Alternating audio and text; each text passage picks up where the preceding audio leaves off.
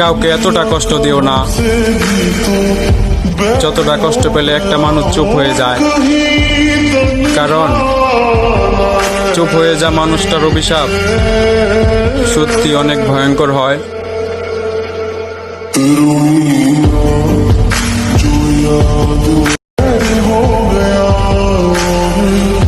কাউকে এতটা কষ্ট দিও না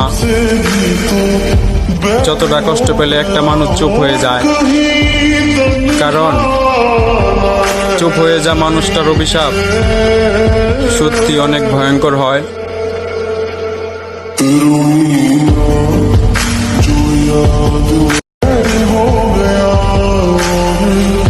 কাউকে এতটা কষ্ট দিও না যতটা কষ্ট পেলে একটা মানুষ চুপ হয়ে যায়, কারণ চুপ হয়ে যা মানুষটার অভিশাপ সত্যি অনেক ভয়ঙ্কর হয়।